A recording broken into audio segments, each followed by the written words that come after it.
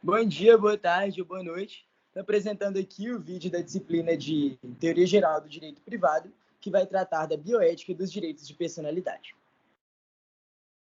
Esse trabalho foi desenvolvido por Breno Fraga, Lucas Fiuza, Luísa Mourão, Pedro Henrique Leal e Pedro Salles Abrantes. Ele foi baseado no livro Os Elementos da Filosofia Moral, de James Rachels. E o primeiro caso que vai ser tratado aqui será o caso da Tracy Letchmer, que era uma garota de 12 anos que sofria de paralisia cerebral e foi assassinada pelo próprio pai. Como podemos ver, para entendermos mais a fundo sobre esse caso, a história dela era a seguinte: ela era uma garota que vivia no Canadá com a família e certo dia sua mãe e irmão foram à igreja. Nesse mesmo dia, o pai, vendo todo o sofrimento da filha com a doença, coloca Tracy no carro e asfixia com o fundo de escape. Então, colocando mais detalhes nessa história, tem-se o seguinte: aos 12 anos, a garota pesava menos de 18 quilos, ou seja, a vida dela era um constante sofrimento. Tracy também tinha um desenvolvimento mental compatível a uma criança de 3 anos, ou seja, não tinha mais perspectiva de desenvolvimento. A mãe de Tracy, diante do acontecido, ficou aliviada ao encontrar a filha morta. Então, a partir desse caso, o pai de Tracy, o Sr. Letchmer, ele é submetido a um julgamento no qual, em primeira instância, a lei é pouco rígida com ele. Ele recebe uma sentença de 1 ano de prisão e 1 ano de prisão domiciliar. Posteriormente, o Supremo Tribunal do Canadá revoga essa sentença e impõe a ele a sentença que lhe seria obrigatória, de 25 anos, tratando-o como um assassino comum. E, a partir disso, questões morais abordadas no livro de James Rachel são colocadas, defendendo tanto o lado da filha quanto o lado do pai. Os argumentos a favor de Tracy são os seguintes. O primeiro argumento trata do valor da vida, valor moral da vida da filha, e o pai não tinha direito nenhum de interferir. O segundo argumento é o fato da deficiência dela também não interferir não dar motivo para o pai interferir na sua própria vida. O outro argumento que tratava do Supremo Tribunal do Canadá é o seguinte: era importante para esse órgão manter uma pena rígida, uma pena igual, uma vez que a diminuição da pena, ou tratar de uma maneira menos rígida esse caso, poderia abrir um perigoso precedente. Em contrapartida, os argumentos a favor do Sr. Letchmer são os seguintes. O primeiro deles trata do fato da Tracy não ter nenhuma perspectiva, uma vez que tinha um desenvolvimento de uma criança de 3 anos e sofria de uma doença que a impedia de fazer diversas coisas. E sua vida era, segundo os pais, considerada uma vida triste. Além disso, a vida de Tracy o costume dela era realizar diversas cirurgias e sempre estava tendo que ser submetida a diversas cirurgias que eram torturantes, ou seja, a vida dela era uma constante dor. Portanto, para o pai, era preferível que ela estivesse morta do que sofrendo. Ok. Tendo em vista esse caso, tendo em vista como ele se desenrolou no Canadá, coloca-se algumas questões da legislação brasileira que se enquadrariam nesse caso. A primeira questão, que é importante de se tratar, é o artigo 5º, que trata do princípio da isonomia, ou seja, todos são iguais perante a lei. Dessa maneira, não seria justo julgar o pai assassino de uma maneira menos rígida, nem seria justo também que o pai interferisse na vida da filha. Outro ponto é o artigo 1º da Lei 10.216, que diz o seguinte: os direitos e a proteção das pessoas acometidas de transtorno mental, de que trata esta lei, são assegurados sem qualquer forma de discriminação quanto à raça, cor, sexo, orientação sexual, religião, opção política, nacionalidade, idade, família, recursos econômicos e ao grau de gravidade do tempo ou evolução do seu transtorno, ou qualquer outro. Outro ponto também são as variações de homicídio pelas quais o pai poderia ser sentenciado. Para que a gente entenda mais sobre os tipos de homicídio que a legislação brasileira, que consta na legislação brasileira, tem-se o seguinte: primeiramente, o homicídio simples, que trata de matar alguém, e a pena é de reclusão de 6 a 20 anos. Caso de diminuição de pena, seria no parágrafo 1º. Se o agente comete crime impedido por motivo de relevante valor social ou moral, ou sobre o domínio de violenta emoção, logo em seguida à injusta provocação da vítima, o juiz pode reduzir a pena de 1/6 a 1/3. Esse seria um caso peculiar no qual a pena do homicídio poderia ser diminuída. Tem também o homicídio qualificado, que é relevante para o caso, uma vez que pode ser um qualificador o fato do pai ter matado a filha sob asfixia. No Código Penal, também no artigo 21, a diferenciação entre homicídio culposo e doloso.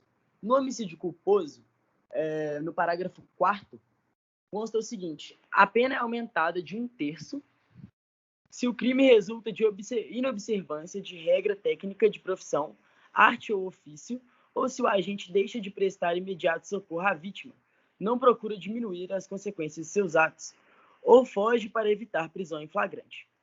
Sendo doloso o homicídio, a pena é aumentada de 1/3 se o crime é praticado contra uma pessoa menor de 14 anos ou maior de 60. Nesse caso, também um agravante seria o fato do pai ter cometido o assassinato da filha de 12 anos.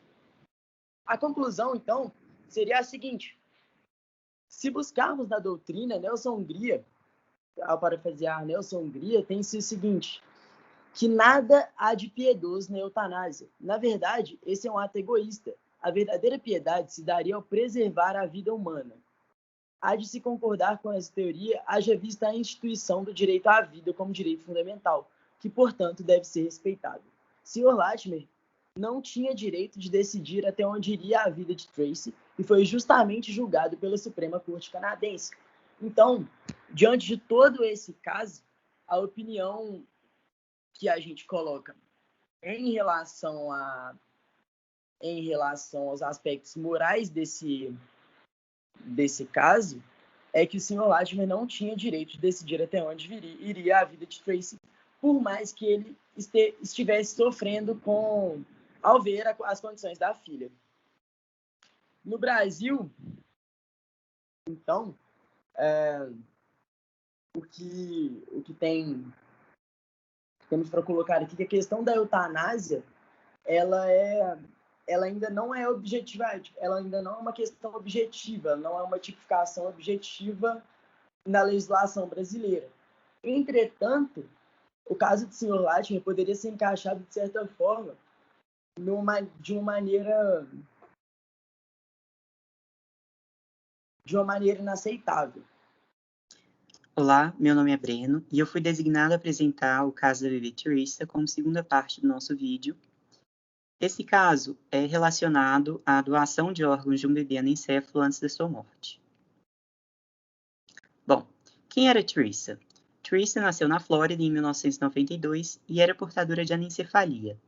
Os pais dela queriam doar seus órgãos de maneira imediata, porque tinham conhecimento de que, se esperassem muito, os órgãos poderiam se deteriorando o suficiente para que isso impedisse o transplante para outro paciente. O resultado final foi que os órgãos não foram usados porque a lei da Flórida proibia o transplante antes da morte do doador. Nesse sentido, algumas questões morais devem ser analisadas para que possamos depois dar a nossa opinião a respeito do caso. Alguns argumentos favoráveis à doação seriam os seguintes: a doação beneficiaria alguém sem causar prejuízos à própria bebê Teresa, uma vez que ela inevitavelmente veria a morte alguns dias depois. e que, mesmo que Teresa continuasse viva, isso não lhe traria nenhuma vantagem, uma vez que ela não seria capaz de ter pensamentos, nem de realizar atividades, nem de ter sentimentos e nem desenvolver relações. Algumas pessoas poderiam dizer que usar pessoas como meios significa violar sua autonomia. Nós entendemos essa preocupação, porém argumentamos que Teresa não seria um meio, uma vez que ela não possui autonomia, e assim ela não poderia decidir por si mesma. Outro argumento seria que, quando uma pessoa deve tomar decisões por outra incapaz, normalmente se pergunta: o que seria no seu melhor interesse? Se esse padrão fosse aplicado no caso da bebê Teresa, não obteríamos nenhuma resposta, uma vez que Teresa não apresenta preferências nem interesses, já que ela não tem consciência.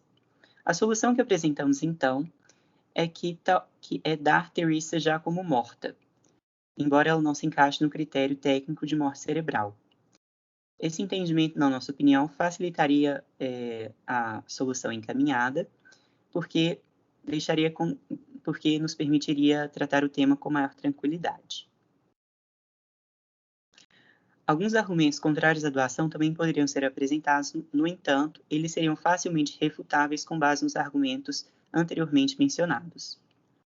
O primeiro deles seria que a utilização de pessoas como meio para fins de outras pessoas é antiética. No entanto, nós já dissemos que Teresa não poderia ser um meio, uma vez que ela não tem autonomia. O segundo argumento seria que é errado matar uma pessoa para salvar outra. No entanto, se tivéssemos consolidado o entendimento de que Teresa já estaria morta, nós não poderíamos matá-la, no sentido figurado. Outra questão que se faz importante no âmbito do nosso vídeo é entender a legislação brasileira e algumas decisões da nossa jurisprudência, como se o caso da bebê Teresa acontecesse aqui no país. Bom, uma resolução importante é a resolução do Conselho Federal de Medicina, número 1752, do ano de 2004, que permitia o transplante de órgãos e tecidos de bebês afetados por anencefalia, desde que previamente autorizado pelos pais. Essa resolução foi infelizmente revogada por outra resolução do próprio Conselho no ano de 2010. Outro dispositivo importante é a DPF 54, do STF, que permitia a opção por aborto de feto anencefálico. Nesse julgamento, ganhou muita repercussão o voto do ministro Marco Aurélio Mello, que entendia que a anencefalia é incompatível com a vida. Desse modo, o feto anencefálico poderia ser considerado, nas suas palavras, um natimorto neurológico. Um artigo importante também é o artigo 3º da Lei 9.434, de 1997, e diz que a retirada pós-mortem de tecidos, órgãos ou partes do corpo humano destinados a transplante e tratamento deverá ser precedida de diagnóstico de morte encefálica, constatada e registrada por 2 médicos não participantes das equipes de remoção e transplante, mediante a utilização de critérios clínicos e tecnológicos definidos por resolução do Conselho Federal de Medicina. Uma portaria do Ministério da Saúde, então, trata desses critérios, em seu artigo 1º, e diz que um desses critérios seria justamente a constatação de parada cardíaca irreversível. Um projeto de lei importante para ser analisado no âmbito do vídeo é o projeto de lei número 405 de 2005, que altera a Lei 9.434 de fevereiro de 97, que dispõe sobre a remoção de órgãos, tecidos e partes do corpo humano para fins de transplante e tratamento, e a intenção desse projeto de lei era justamente permitir com que o transplante de órgãos de doadores anencefálicos fosse possível. Infelizmente, esse projeto de lei, esse PL, também foi arquivado. Concluindo, com base, então, nos argumentos apresentados pelo livro do James Rachels, tanto com base na nossa jurisprudência e na legislação brasileira, nós defendemos que a decisão correta seria exatamente o transplante de órgãos previamente à atual constatação técnica da morte do bebê, gerando benefícios a outro paciente sem prejudicar o bebê, o feto anencefálico. Compreende-se que, como colocado pelo ministro do STF por especialistas, o bebê anencefálico nunca teve vida, já que, embora respire, não apresenta consciência nem função cerebral significativa. Ou seja, embora o feto atenda o critério de início da pessoa natural, ou seja, que basta apenas uma respiração, Teresa seria um natimorto neurológico. No entanto, essa esse critério não se encaixa nos requisitos técnicos do CFM da morte encefálica. Eu agradeço pela atenção e finalizo o nosso vídeo por aqui.